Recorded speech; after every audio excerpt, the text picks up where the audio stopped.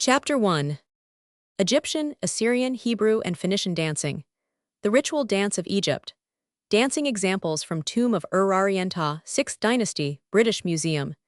Description of dancing from Sir G. Wilkinson, of the Egyptian pipes and hieroglyphics of dancing, and see Phoenician round dances, from a limestone group found at Cyprus, and bronze patera from Idalium, Cyprus. In this work, it is not necessary to worry the reader with speculations as to the origin of dancing. There are other authorities easily accessible who have written upon this theme. Dancing is probably one of the oldest arts. As soon as man was man, he without doubt began to gesticulate with face, body, and limbs. How long it took to develop bodily gesticulation into an art, no one can guess, perhaps a millennium. In writing of dancing, one will therefore include those gesticulations or movements of the body suggesting an idea, whether it be the slow movement of marching or the rapid gallop, even some of the movements that we commonly call acrobatic. It is not intended here to include the more sensual movements of the East and the debased antique.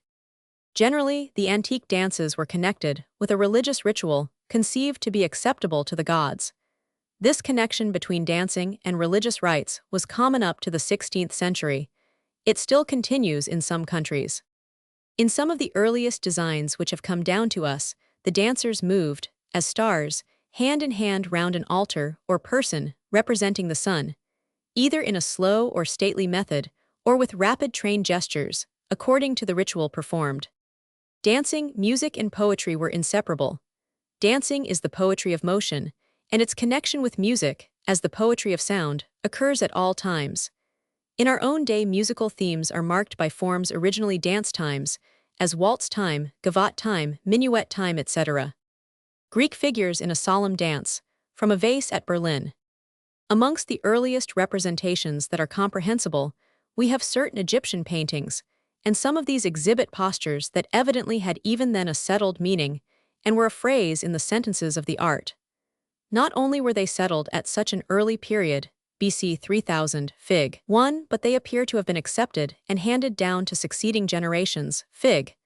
2, and what is remarkable in some countries, even to our own times. The accompanying illustrations from Egypt and Greece exhibit what was evidently a traditional attitude. The hand-in-hand dance is another of these. The earliest accompaniments to dancing appear to have been the clapping of hands. The pipes won the guitar, the tambourine, the castanets, the cymbals, the tambour, and sometimes in the street, the drum. The following account of Egyptian dancing is from Sir Gardiner Wilkinson's Ancient Egypt 2. The hieroglyphics describe the dance. The dance consisted mostly of a succession of figures, in which the performers endeavored to exhibit a great variety of gesture. Men and women danced at the same time, or in separate parties, but the latter were generally preferred for their superior grace and elegance. Some danced to slow airs, adapted to the style of their movement. The attitudes they assumed frequently partook of a grace not unworthy of the Greeks, and some credit is due to the skill of the artist who represented the subject, which excites additional interest from its being in one of the oldest tombs of Thebes, BC 1450, Amenophis Roman II. Others preferred a lively step, regulated by an appropriate tune, and men sometimes danced with great spirit, bounding from the ground, more in the manner of Europeans than of Eastern people. On these occasions, the music was not always composed of many instruments, and here we find only the cylindrical maces and a woman snapping her fingers in the time, in lieu of cymbals or castanets.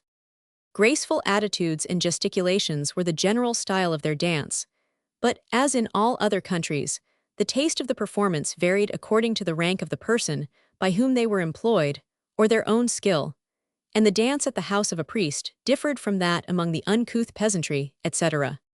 It was not customary for the upper orders of Egyptians to indulge in this amusement, either in public or private assemblies, and none appear to have practiced it but the lower ranks of society, and those who gained their livelihood by attending festive meetings. Fearing lest it should corrupt the manners of a people naturally lively and fond of gaiety, and deeming it neither a necessary part of education nor becoming a person of sober habits, the Egyptians forbade those of the higher classes to learn it as an amusement. Many of these postures resembled those of the modern ballet, and the pirouette delighted an Egyptian party 3,500 years ago. Egyptian hieroglyphic for dance. The dresses of the females were light and of the finest texture, a loose flowing robe reaching to the ankles, sometimes with a girdle. In later times, it appears more transparent and folded in narrow pleats. Threesome danced in pairs, holding each other's hand. Others went through a succession of steps alone, both men and women. Sometimes a man performed a solo to the sound of music or the clapping of hands. A favorite figure dance was universally adopted throughout the country, in which two partners, who were usually men, advanced toward each other or stood face to face upon one leg, and having performed a series of movements, retired again in opposite directions, continuing to hold by one hand and concluding by turning each other round. See Fig. 3. That the attitude was very common is proved by its having been adopted by the hieroglyphic Fig. 4 as the mode of describing dance. Many of the positions of the dance, illustrated in Gardner-Wilkinson, are used at the present day. Cyprian limestone group of Phoenician dancers, about 612 in. Hi, there is a somewhat similar group, also from Cyprus, in the British Museum. The dress, a hooded cowl, appears to be of great antiquity. The Assyrians probably danced as much as the other nations, but amongst the many monuments that have been discovered there is little dancing shown, and they were evidently more proud of their campaigns and their hunting than of their dancing. A stern and strong people, although they undoubtedly had this amusement, we know little about it. Of the Phoenicians, their neighbors, we have some illustrations of their dance, which was apparently of a serious nature, judging by the examples which we possess, such as that Fig. 5 from Cyprus representing three figures in hooded cowls dancing around a piper. It is a dance around a center, as is also Fig. 6, that from Idalium in Cyprus. The latter is engraved around a bronze bowl and is evidently a planet and sun dance before a goddess, in a temple, the sun being the central object around which they dance, accompanied by the double pipes, the harp and tabor. The Egyptian origin of the devotion is apparent in the details, especially in the lotus-smelling goddess, marked A on Fig. 6, who holds the flower in the manner shown in an Egyptian painting in the British Museum. Fig. 7. Phoenician patera, from Idalium, showing a religious ritual dance before a goddess in a temple round a sun emblem. From the Phoenicians we have illustrated examples, but no record, whereas from their neighbors the Hebrews we have ample records in the scriptures, but no illustrations. It is, however, most probable that the dance with them had the traditional character of the nations around them or who had held them captive, and the Philistine dance Fig. 6 may have been of the same kind as that around the golden calf Apis of the desert. Exodus Roman 32. v. 19. When they passed the Red Sea, Miriam and the maidens danced in chorus with singing and the beating of the timbral tambor. Exodus Roman 15. v. 1. Female figure smelling a lotus, from a painting in the British Museum. King David not only danced before the ark. 2 Samuel Roman 6. v. 16, but mentions dancing in the 149th and 150th Psalm. Certain historians also tell us that they had dancing in their ritual of the seasons. Their dancing seems to have been associated with joy, as we read of a time to mourn and a time to dance. We find Eccles, Roman 3. v. 4. They had also the pipes. We have piped to you and you have not danced. Matthew's IV 17. These dances were evidently executed by the peoples themselves and not by public performers. Dance of Bacchantes, painted by the ceramic painter Hieron, British Museum. Chapter 2. Greek dancing, Bacchanalian dance by the ceramic painter Hieron. Description of some Greek dances, the Geronos, the Corybantium, the Hormos, and sea dancing Bacchante from a vase and from terracotta, the hand-in-hand and Panathenic dance from ceramic ware, military dance from sculpture in Vatican, Greek dancer with castanets, illustration of cymbals and pipes from the British Museum, the chorus, Greek dancers and tumblers. Dancing Bacchante, from a vase in the British Museum. Greek terracotta dancing girl, about 350 BC, British Museum. With the Greeks, dancing certainly was primarily part of a religious rite. With music it formed the lyric art. The term, however, with them included all those actions of the body and limbs, and all expressions and actions of the features and head which suggest ideas. Marching, acrobatic performances, and mimetic action all came into the term. According to the historians, the Greeks attributed dancing to their deities. Homer makes Apollo Orchis or the dancer, and amongst the early dances is that in his honor called the hyperchema. Their dances may be divided into sections somewhat thus: 1. Those of a religious species, 2. Those of a gymnastic nature, 3. Those of a mimetic character, 4. Those of the theater, such as the chorus. 5. Those partly social, partly religious dances, such as the hymeneal, and 6. Chamber dances.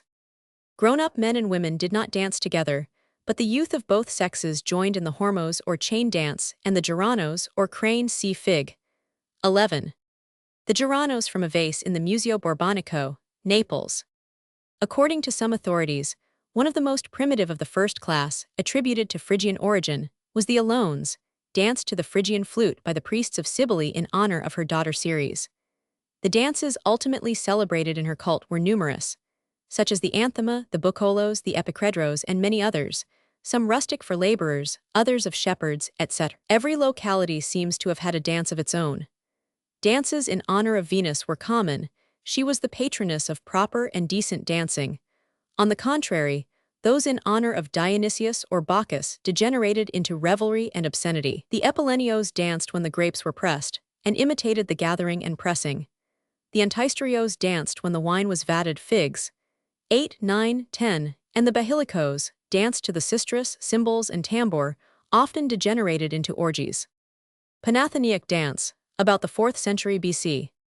The Giranos, originally from Delos, is said to have been originated by Theseus in memory of his escape from the labyrinth of Crete. Fig. 12.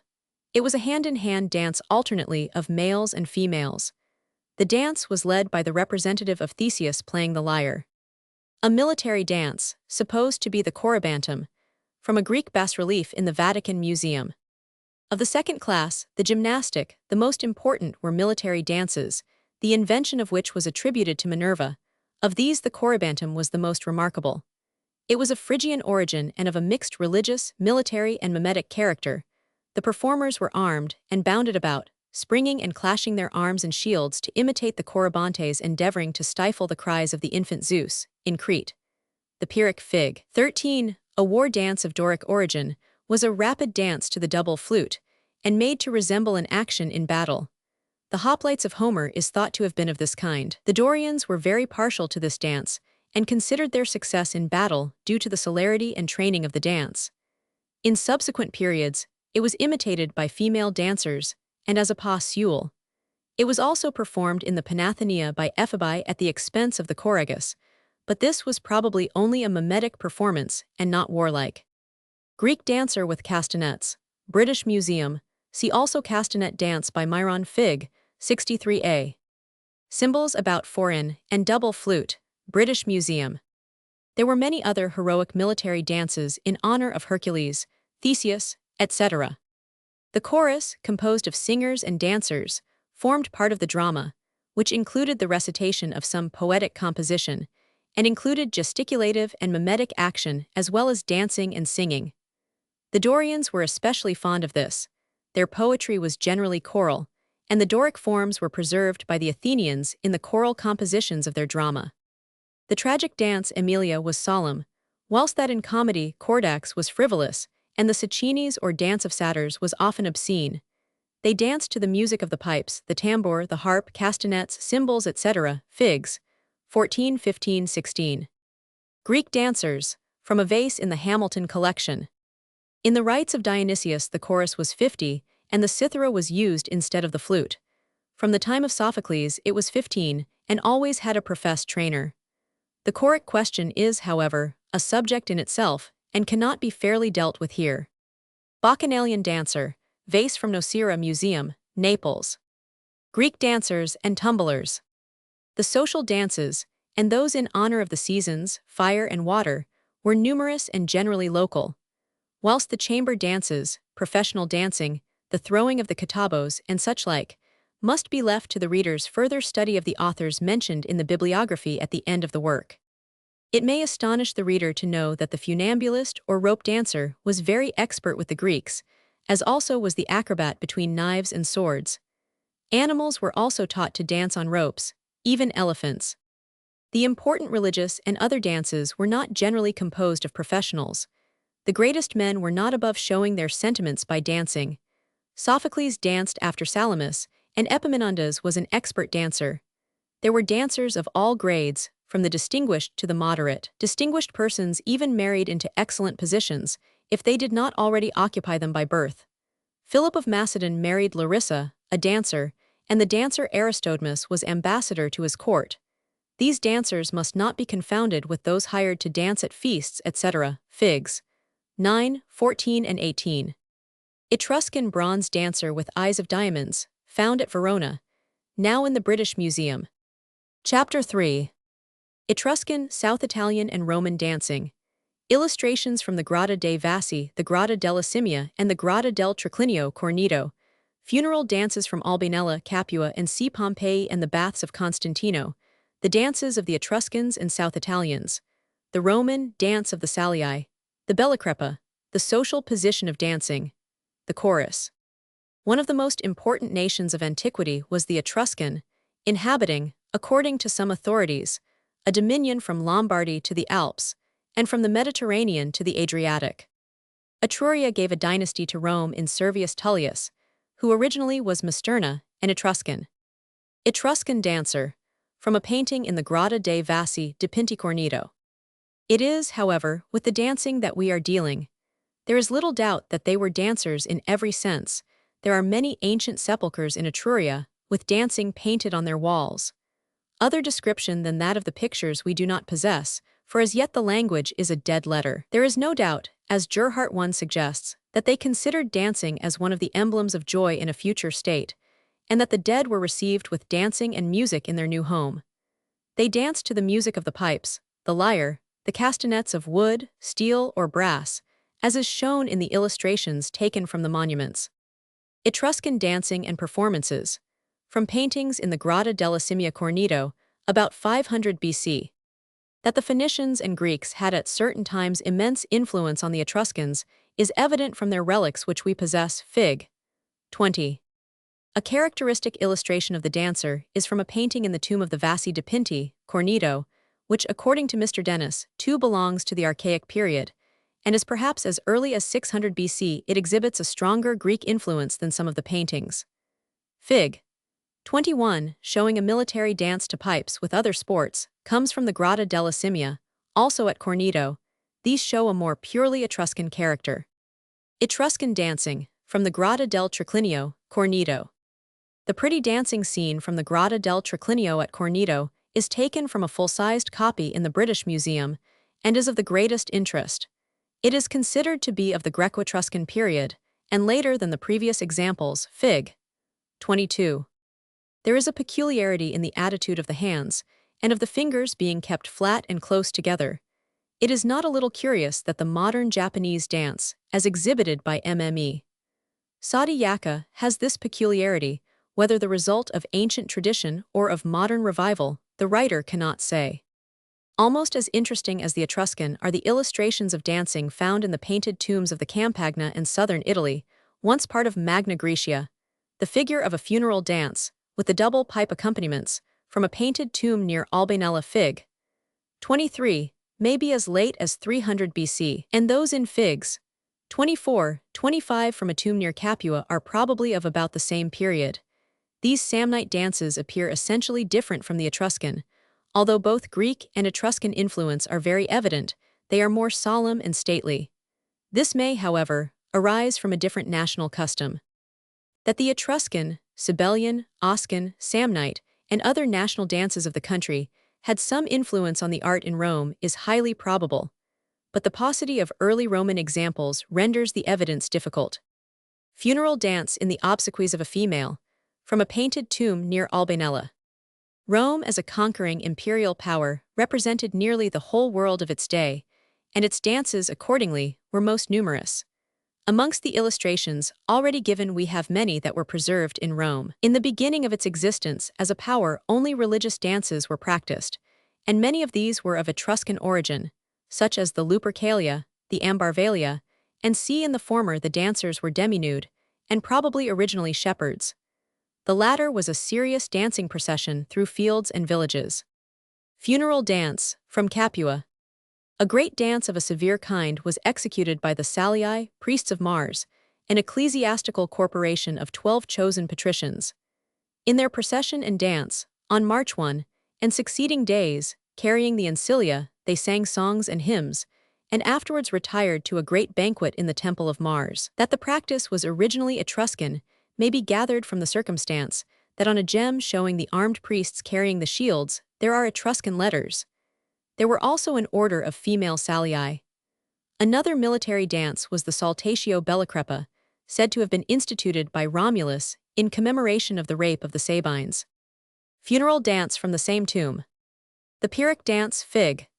13 was also introduced into Rome by Julius Caesar and was danced by the children of the leading men of Asia and Bithynia.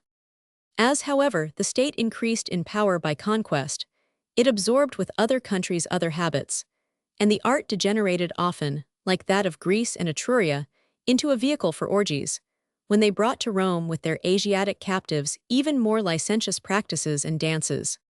As Rome, which never rose to the intellectual and imaginative state of Greece in her best period, represented wealth, commerce, and conquest, in a greater degree so were her arts, and with these the lyric.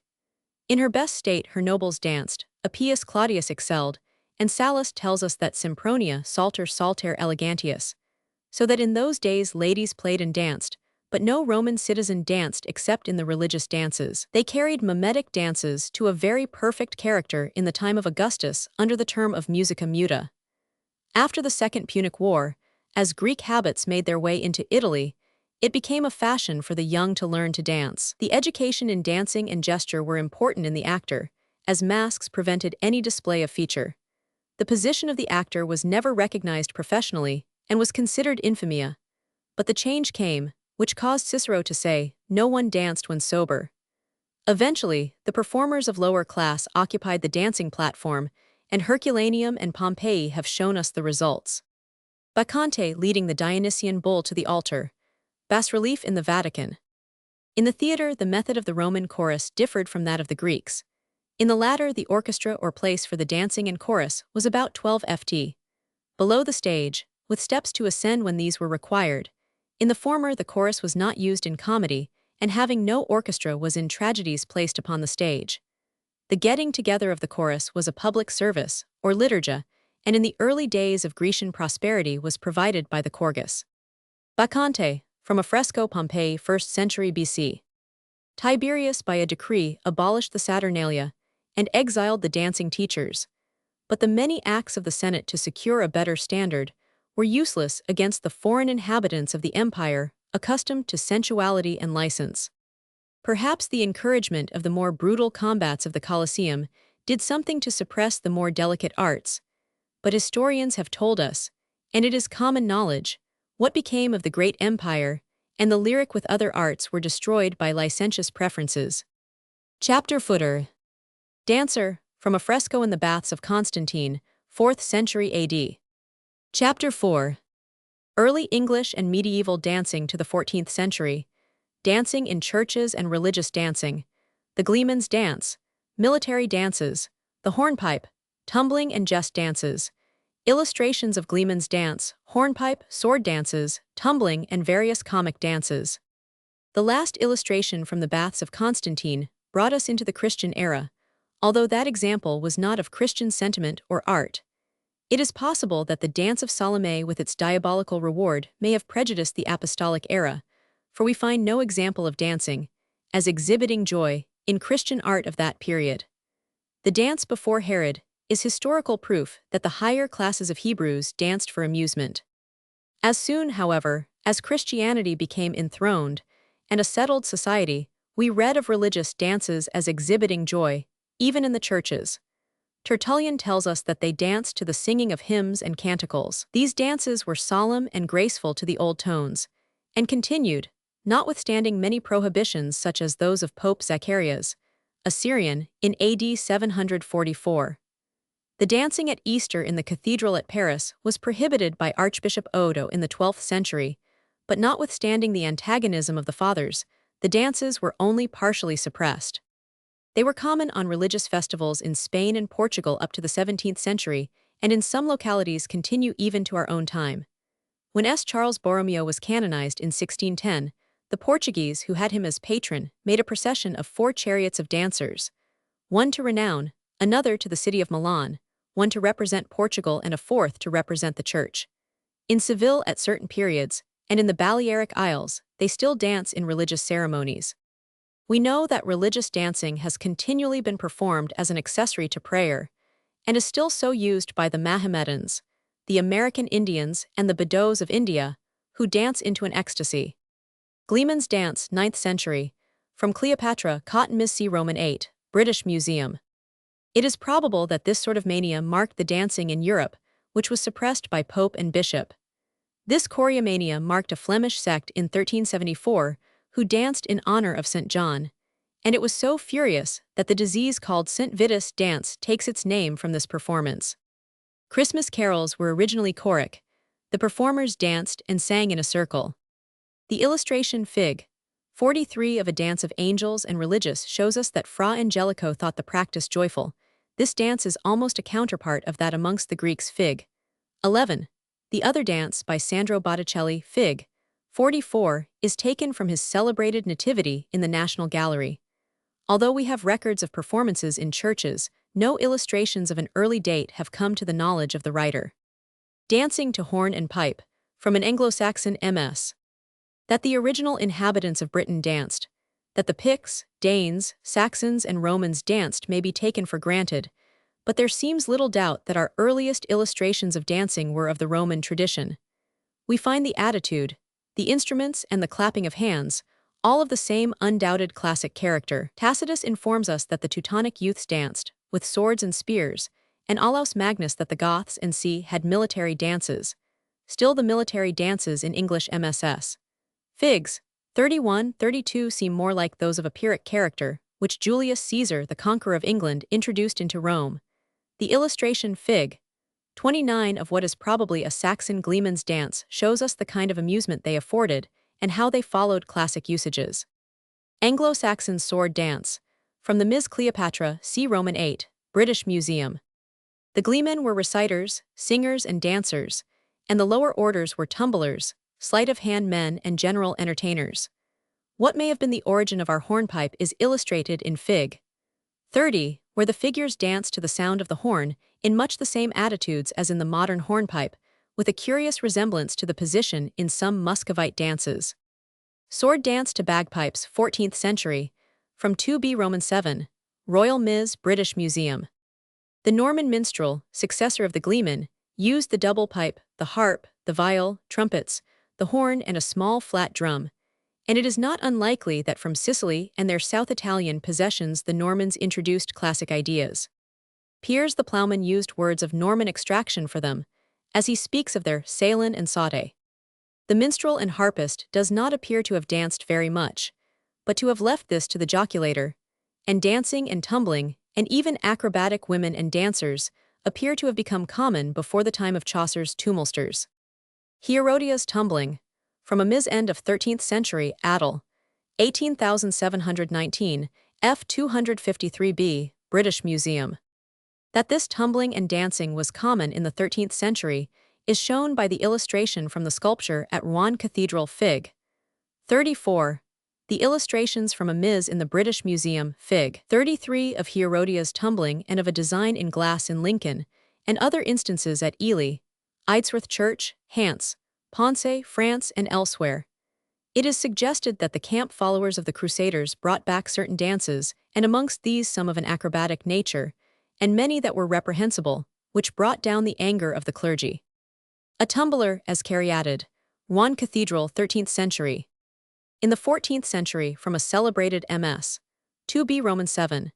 In the British Museum and other cognate sources we get a fair insight of the amusement afforded by these dancers and joculators.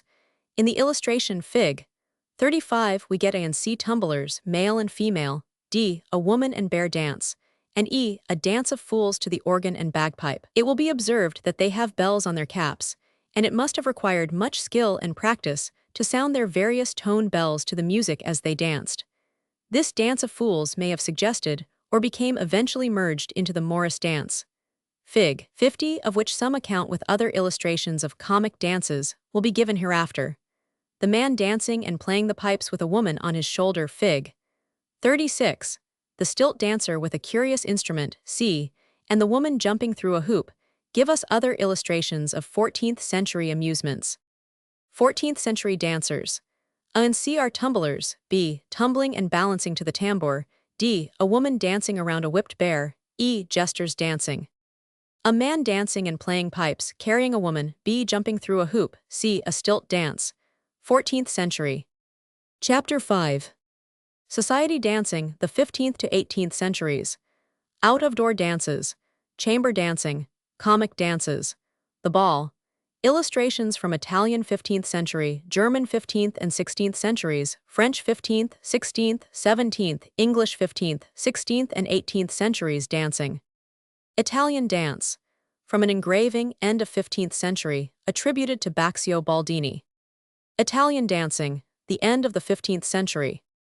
Concerning the dance as a means of social intercourse, it does not appear to have been formulated as an accomplishment until late in the 13th century, and at a later date was cultivated as a means of teaching what we call deportment, until it became almost a necessity with the classes, as is shown by the literature of that period. The various social dances, such as the vault, the jig and the galliard, although in early periods not so numerous, required a certain training and agility.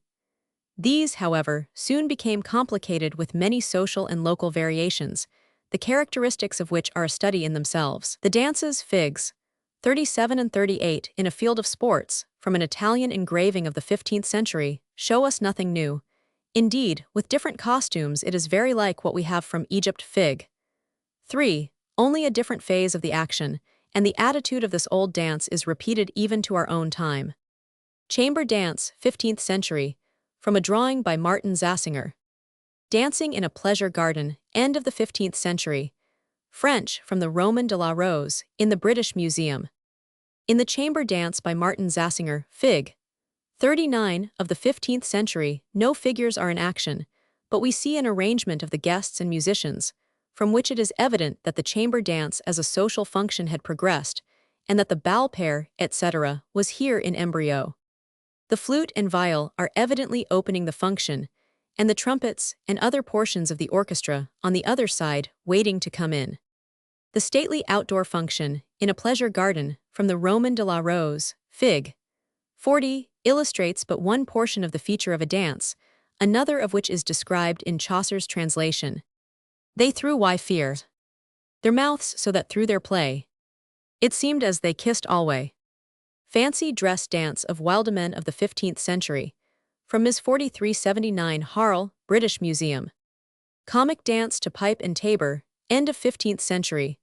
From pen drawing in the medieval housebook in the Castle of Wolfegg, by the master of the Amsterdam cabinet. Fancy dress and comic dances have handed down the same characteristics almost to our own time. The Wildeman costume dance, Fig. 41, is interesting in many respects. It not only shows us the dance, but the costume and general method of the chamber. The 15th century comic dancers in a fete champeter Fig. 42 and those of the 17th century by Callot Fig. 52 are good examples of this entertainment. In the background of the latter, a minuet seems to be in progress. The Morris dance Fig. 50 shows us the development that had taken place since the 14th century. A dance of angels and saints at the entrance to heaven, Fra Angelico. Dancing Angels, from a Nativity by Sandro Botticelli, circa 1500 AD. Albert Dürer, 1514 AD. Albert Dürer's allusion has already been made to the beautiful paintings of Botticelli and Fra Angelico, which tell us of Italian choral dances of their period. These do not belong to social functions, but are certainly illustrative of the custom of their day. Albert Dürer Figs. 45-46 has given us illustrations of the field dances of his period, but both these dances and those drawn by Sebald Beham, Fig. 47 are coarse and contrast unfavorably with the Italian, although the action is vigorous and robust. Scenes from dances. German, dated 1546, by Hans Sebald Beham. The military dance of dames and knights of armor, by Hans Bergkmer, on the other hand, appears stately and dignified Fig. 48. This may illustrate the difference between chamber and garden or field dancing. A torchlight military dance of the early 16th century, from a picture by Hans Bergkmer. At the end of the 16th century, we get a work on dancing which shows us completely its position as a social art in that day. It is the orchesography of Thoinot Arbo Jean Tabaret, Canon of Langers, in 1588, from which comes the illustration of the galliard, Fig. 49, and to which I would refer the reader for all the information he desires concerning this period. In this work, much stress is laid on the value of learning to dance from many points of view, development of strength, manner, habits and courtesy, etc. Alas, we know now that all these external habits can be acquired and leave the natural man beneath. La Galliard, from the Orchesography of Thoinot Arbo Jean Tabarat, Langers, 1588. Desirable, therefore, as good manners and such like are, they do not fulfill all the requirements that the worthy canon wished to be involved by them. 1. We have seen from the 14th century Figs, 35c, 36a, 46, how common the bagpipe was in out-of-door dances in the illustrations from Dürer Fig. 46 and in Fig. 53 from Holzer it has developed and has two accessory pipes besides that played by the mouth, and the player is accompanied by a sort of clarionet. This also appears to be the only accompaniment of the trio Fig. 58. Morris dancers, from a window that was in the possession of George Tollet, Esquire, Bertley, Staffordshire, 16th century. Court dance, from a drawing by Callot, 1635 AD. In the 16th century, certain Spanish dances were introduced into France, such as La Pavane, which was accompanied by hautboys and sackbuts. Comic dancers, by Callot from the act entitled Ballet des Façama, 1609 AD.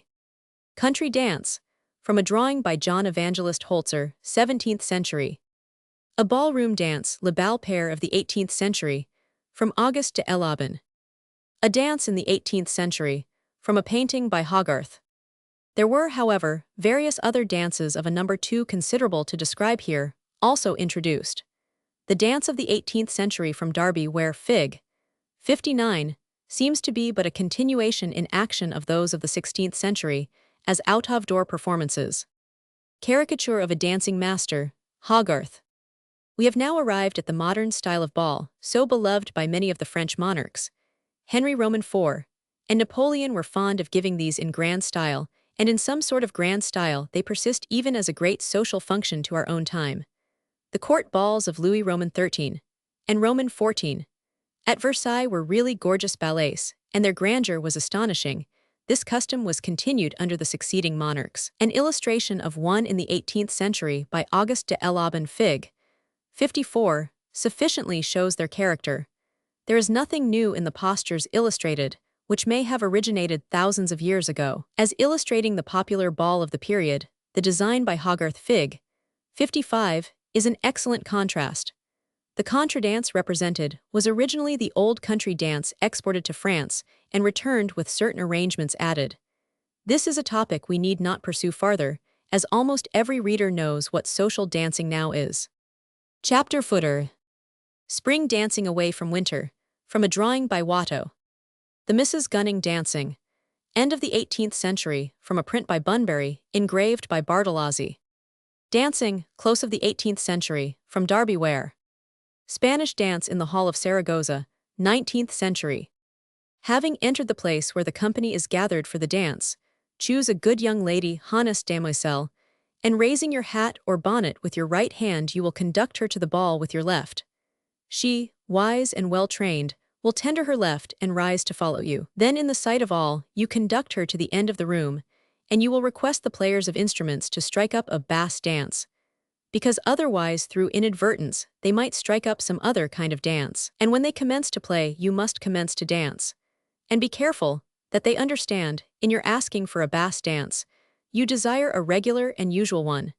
Nevertheless, if the air of one song on which the bass dance is formed pleases you more than another you can give the beginning of the strain to them. Capriole, if the lady refuses, I shall feel very ashamed. Arbo, a well-trained lady never refuses him who so honors her as to lead her to the dance. Capriole, I think so too, but in the meantime the shame of the refusal remains with me.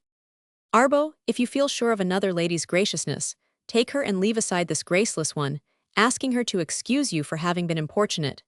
Nevertheless, there are those who would not bear it so patiently. But it is better to speak thus than with bitterness, because in so doing you acquire a reputation for being gentle and humane, and to her will fall the character of a glorieuse, unworthy of the attention paid her. When the instrument player has ceased, continues our good canon, Make a deep bow by way of taking leave of the young lady, and conduct her gently to the place whence you took her, whilst thanking her for the honor she has done you. Another extract is not wanting in flavor. Hold the head and body straight, have a countenance of assurance, spit and cough little, and if necessity compels you, turn your face the other side and use a beautiful white handkerchief. Talk graciously, in gentle and honest speech, neither letting your hands hang as if dead or too full of gesticulation. Be dressed cleanly and neatly avec la chasse bien tirée et piscarpin proper. And bear in mind these particulars. Chapter 6. The modern theatre dance, its origin, introduced into France from Italy, under Henry Roman III, Roman IV, Louis Roman XIII, Roman XIV, influence of Cardinals Richelieu and Mazarin, foundation of the Académique de Danse et de Musique, the court ballet, Molière, Corneille, Lally and C. The theatre ballet, the influence of Novara, its introduction into and its present condition in England and see illustrations of Emils, de Camargo, Duvernay, Taglioni, Fanny Elsler, Ferraris, Carlotta Grisi, Adelaine Jenny, Anna Pavlova, Fedorova, and see various Eastern examples. Although the theatrical ballet dance is comparatively modern, the elements of its formation are of the greatest antiquity. The chorus of dancers, and the performances of the men in the Egyptian chapters represent without much doubt public dancing performances. We get singing, dancing, mimicry, and pantomime in the early stages of Greek art, and the development of the dance rhythm in music is equally ancient. The Alexandrine pantomime, introduced into Rome about 30 BC by Bathyllus and Pylades, appears to have been an entertainment approaching the ballet. In the Middle Ages there were the mysteries and masks. The latter were frequent in England, and are introduced by Shakespeare in Henry Roman VIII. In Italy there appears to have been a kind of ballet in the 14th century, and from Italy, under the influence of Catherine de' Medici, came the ballet. Balthazar de Beaujeux produced the first recorded ballet in France, in the Italian style, in 1582. This was, however, essentially a court ballet. The theatre ballet apparently arose out of these court ballets. Henry Roman III and Henry Roman IV, the latter especially, were very fond of these entertainments, and many Italians were brought to France to assist in them. Pompeo Diabono, a Savoyard, was brought to Paris in 1554 to regulate the court ballets. At a later date came Rinuccini, the poet, a Florentine, as was probably Caccini, the musician. They had composed and produced the little operetta of Daphne, which had been performed in Florence in 1597. Under these last-mentioned masters, the ballet in France took somewhat of its present form. This passion for court ballets continued under Louis Roman XIII and Louis Roman XIV. Louis Roman XIII. As a youth danced in one of the ballets at Saint-Germain, it is said at the desire of Richelieu, who was an expert in spectacle. It appears that he was encouraged in these amusements to remedy fits of melancholy. Louis Roman XIV. At 7, danced in a masquerade, and afterwards not only danced in the ballet of Cassandra, in 1651, but did all he could to raise the condition of the dance and encourage dancing and music. His influence, combined with that of Cardinal Richelieu, raised the ballet from gross and trivial styles to a dignity worthy of music, poetry, and dancing. His uncle, Gaston of Orleans, still patronized the grosser style, but it became eclipsed by the better. Lully composed music to the words of Molière and other celebrities. Amongst notable works then produced was the Andromeda of Corneille, a tragedy with hymns and dances, executed in 1650 at the Petit Bourbon. The foundation of the theatrical ballet was, however, at the instigation of Mazarin, to prevent a lowering of tone in the establishment of the Académie de Danse, under 13 academicians, in 1661. This appears to have been merged into the Académie Royale de Musique et de Danse, in 1669, which provided a proper training for débutantes, under Perrin and Cambert, whilst Beauchamp, the master of the court ballets, had charge of the dancing. The first opera ballet, the Pomona of Perrin and Cambert, was produced in 1671. To this succeeded many works of Lully, to whom is attributed the increased speed in dance music and dancing, that of the court ballets having been slow and stately. The great production of the period appears to have been The Triumph of Love, in 1681, with 20 scenes and 700 performers. Amongst these were many of the nobility, and some excellent ballerines, such as Pessout, Carr, Leclerc, and Lafontaine. A detailed history of the ballet is, however, impossible here, and we must proceed to touch only on salient points. It passed from the court to the theater about 1680 and had two characteristics, one with feminine dancers, the other without. Emile de Camargo, after a painting by Lancret, about 1740 AD. It is not a little curious that wearing the mask, a revival of the antique, was practiced in some of these ballets. The history of the opera ballet of those days gives to us many celebrated names of musicians, such as Destouches, who gave new verve to ballet music, and Rameau. Jean-Georges Noverre abolished the singing and established the five-act ballet on its own footing in 1776. In this it appears he had partly the advice of Garrick, whom he met in London. The names of the celebrated dancers are numerous, such as Pecourt, Blody, who taught Emile, Camargo, Laval, Vestris, Germain, Prevost, Lafontaine, and Camargo Fig. 61 of the 18th century, Taglioni, Grisi, Duvernay, Cerrito, Elsler, etc., of the 19th century, to those of our own day. A fair notice of all of these would be a work in itself. Pauline Duvernay at Covent Garden, 1833–1838. Emile Fanny Elsler, from a lithograph by A. Lacockby.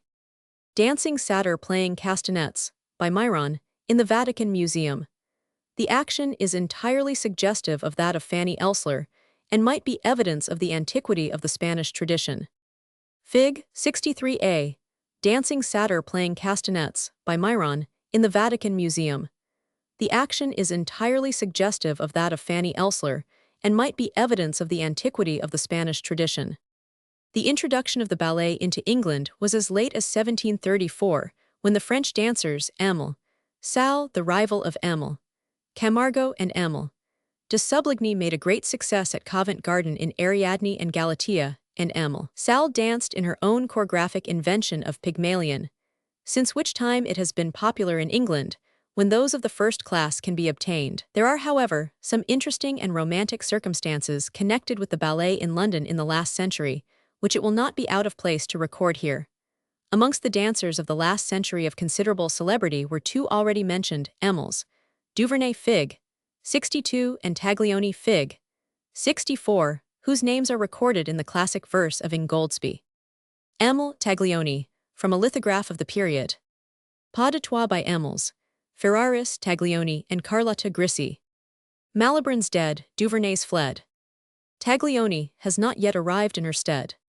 Emile Duvernay was a Parisian, and commenced her study under Barres, but subsequently was under Vestris and Taglioni, the father of the celebrity mentioned in the verse. Duran hangs over the mantelpiece of the refectory of the presbytery. Having made a great Parisian reputation, she came to London in 1833, and from that date until 1837 held the town, when she married Mr. Stevens Lyne Stevens, MP, a gentleman of considerable wealth, but was left a childless widow in 1861, and retired to her estate at Lineford Hall, Norfolk, living in retirement and spending her time in good works. She is said to have spent £100,000 in charities and churches, and that at Cambridge, dedicated to the English martyrs, was founded, completed, and endowed by her. She led a blameless and worthy life and died in 1894. Her portrait by Emile Taglioni Fig. 64, her co-celebrity, married Count Gilbert de Voisin's, a French nobleman, in 1847, and with her marriage came an ample fortune. Unfortunately, the bulk of this fortune was lost in the Franco-German War. With the courage of her character, the Countess returned to London and gave lessons in dancing, etc., in which she was sufficiently successful to obtain a fair living. She died in 1884 at 80 years of age. Of the other celebrities of the period, Carlotta Grisi, Ferraris Fig. 65, and Fanny Elsler Fig. 63, some illustrations are given. Besides these were Fanny Cerrito, Lucille Gran, a Dane, and some others of lesser notoriety performing in London at this great period of the ballet. Emile Adeline Jenny, 1906, Photo Ellis and Wailery. Emile Anna Pavlova, 1910, from a photo by Falsham and Banfield. Emile Sophie Fedorova. The recent encouragement of the classic ballet has introduced us to some exquisite dancers. Amongst these are Emile Adeline Jenny Fig. 66 and Emile Anna Pavlova Fig. 67, the latter with M. Mordkin and a corps of splendid dancers are from Russia, from whence also comes the important troupe now at the Alhambra with Emile Jeltzer and other excellent dancers. The celebrated company at Covent Garden and Lydia Kayasht at the Empire are also Russian. It is not surprising that we get excellent dancing from Russia.